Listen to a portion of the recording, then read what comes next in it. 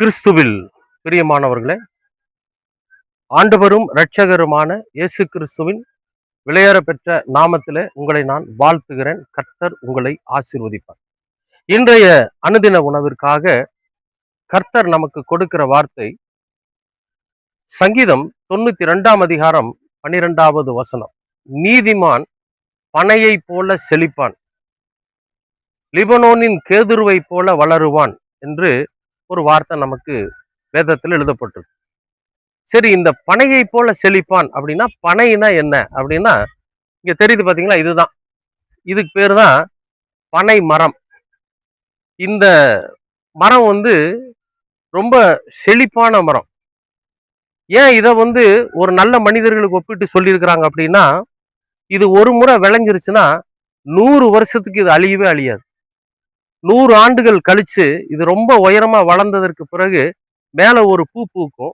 பூத்ததுக்கு அப்புறம் தான் இதனோட ஆயுசு நாட்கள் குறையும், அழிவை தேடி போகும். ஒரு முறை இந்த பனை பூமியிலிருந்து முளைச்சிருச்சுன்னா 100 ஆண்டுகளுக்கு இது தானா அழியாது. பூமிக்கடியில எவ்வளவு ஆழத்துல தண்ணி இருந்தாலும் அதை எடுத்துட்டு அது செழிப்பாவே இருக்கும். ரெண்டாவது, இது ரொம்ப பிரயோஜனமுள்ள ஒரு மரம். இதுல எதுவுமே வீணாகாது. மரமாகட்டும், இது வீடுகள் மேயறதுக்கு, கூரை மேயறதுக்கு, விசிறி செய்யறதுக்கு எல்லாத்துக்கும் பயன்படும். இதுல இருந்து வரக்கூடியதுதான் நம்ம வெயில் காலத்துல நொங்குன்னு ஒண்ணு சாப்பிடுவோம் இல்லையா, அது. அப்புறம் பாத்தீங்கன்னா பதனி, நிறைய விஷயங்கள் இது இதனுடைய எந்த ஒரு பொருளுமே வீணாகாது. அந்த மாதிரி இது இடையில எங்காவது அழிஞ்சிருச்சு, இந்த மரம் இறந்துருச்சு அப்படின்னா அதுக்கு காரணம் என்னன்னா நம்ம மனிதர்களா தான் இருப்போம். எப்படி பாத்தீங்கன்னாலும் ஏதாவது கொஞ்சம் கெமிக்கல் கலந்துருப்பாங்க, அல்லது கெமிக்கல் கலந்த தண்ணி பாய்ச்சி இருப்பாங்க. இந்த மாதிரி எல்லாம் பாய்ச்சினா தான் இந்த பனைமரம் அழியுமே தவிர மற்றபடி இந்த பனைமரம் அழியவே அழியாது. இது நகர்ப்புறங்கள்ல இருக்கிறவங்களுக்கு இந்த பனைமரத்தை பத்தி தெரியாது. கிராமப்புறத்தில் இருக்கிறவங்களுக்கு தான் இந்த பனைமரத்தை பத்தி தெரியும். அதனால இதுதான் அந்த பனைமரம். ஒரு நல்ல மனிதனுக்கு இந்த பனைமரத்தை ஒப்பிட்டு சொல்றாங்க. அப்படி ஏன்னா, நீதிமான் என்பவன், நல்ல மனிதன் என்பவன், கடவுளுக்கு பயந்தவன் இந்த பனைமரத்தை போல பிரயோஜனம் உள்ளவனா இருக்கணுமா.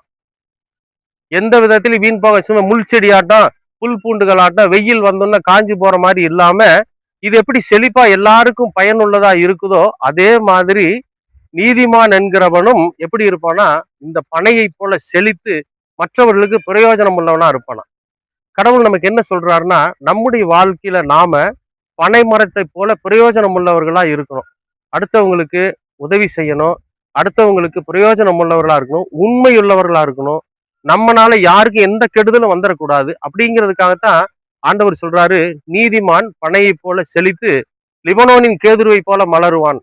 லிபனோன் நம்ம போக முடியாது, கேதுரு மரத்தை பார்க்க முடியாது. அதனால நம்முடைய தேசத்துல நமக்கு ரொம்ப எளிதா இருக்கக்கூடிய இந்த பனை மரம், இது பாத்தீங்கன்னா இதை அழிச்சுக்கிட்டே வர்றாங்க. ஆனா இதுக்கு அழிவு கிடையாது.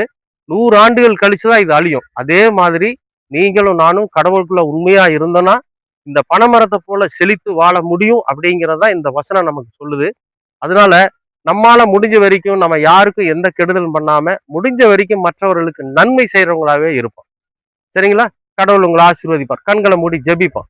அன்பின் பரலோக பிதாவே, நல்லதொரு இந்த காலை பொழுதுக்காக நன்றி.